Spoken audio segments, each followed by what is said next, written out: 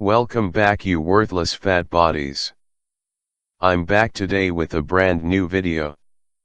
Today I'm going to honestly say why V-Loan is absolute garbage and why this man's Ian needs to stop charging $300 for some Buzz Lightyear ass vans.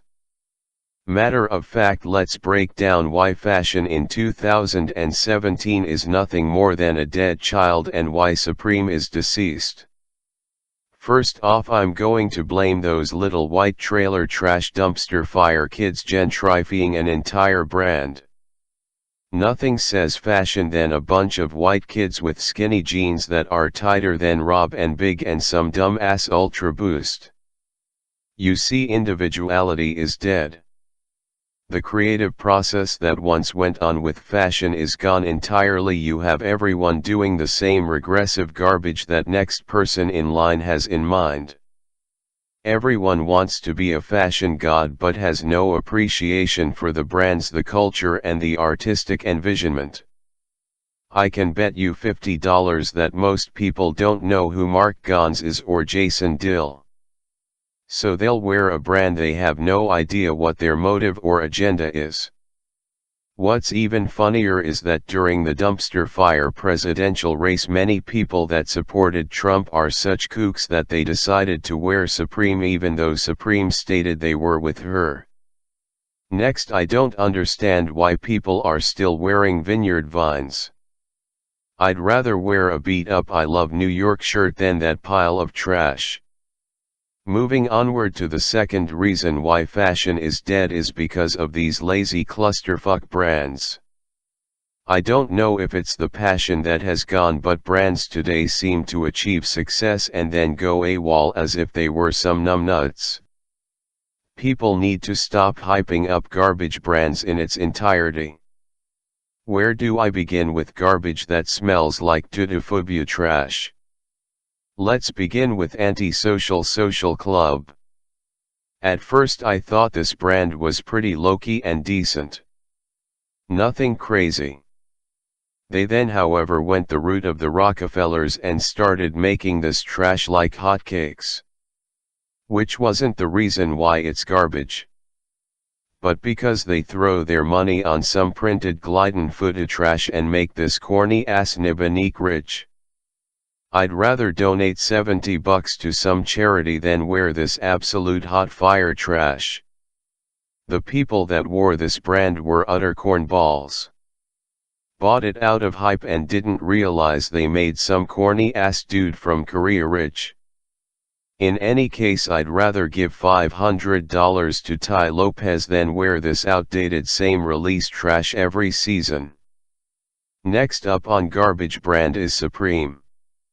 Now I'll be damned if my favorite brand commits suicide, but I'm gonna comment on how quickly this brand was destroyed by stupid people for stupid reasons.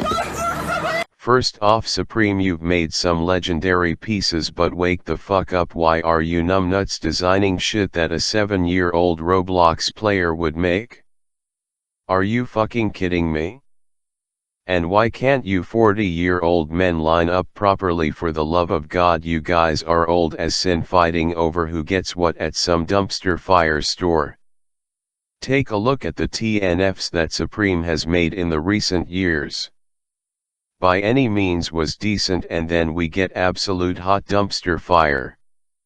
Leaves and a traffic cone. Then we get steep tech, which makes you look like a stormtrooper. And then for some reason they decided to release the Global Expedition, which was nothing like the one from the 2014 one that they released. Now, before you autistic fuckboys in the comments start flinging shit, I'm well aware that it was inspired by the Trans-American Global Expedition that inspired this year and 2014's release. 2010 had the Fire Duck camo pullover, and SS 2008 had the Midnight Summit/Daylight Summit jackets. Supreme is just getting lazy, and I wouldn't mind if this brand collapsed to its knees by the end of 2018. Next up is V-Loan. Now V-loan as a concept isn't so bad, but for some unknown reason I never understood why once again people that are attempting to start up designer fashion would use some disgusting glidin as a base. Now the basic big as V is decent, but the price made no sense. Then came Bari. I don't associate Bari with ASAP Mob because Bari is like the one guy who would get the ship sunk, and what do you know, that's exactly what happened. It's important to realize that once you reach a certain level of celebritism or whatever you want to call it, you can no longer act like a child. Because these are things that kill brands and can forever ruin one's image. V-loan was a good thing that was starting out, yet it died so quickly because of stupid actions. Regardless, V-loan is corny no matter how you spin it, and you can bet your sweet ass that the Nike deal is bye-bye. If for some unknown reason the deal is still present, I'm going to live stream myself drinking bleach bubble tea. Next up is Fear of God. Now this where the gloves come off, because Fear of God is smoking shit that is from an entirely different timeline. Vaguely uninspired, its price tag is insanely high for no other reason than its name and the people that wear it. Don't get me wrong, there are some decent pieces out there. But for the most part Jerry is a clown who is smoking bongo cock. Widely uninspired, he takes whatever trend from smaller brands out there and calls it own, and then attempts to spin it off as his own. Remember those basketball shoes and how they looked exactly like Geo baskets? He then tried to argue that they were inspired by basketball shoes from the 80s, at the time Converse produced shoes in that nature, but everyone that knew exactly was happening realized that he basically said that to cover his own tail. Next time when you go shop for designer because you feel like being lavish, make sure you buy actual designer products. To name a few, since most of you don't know, I'll list them.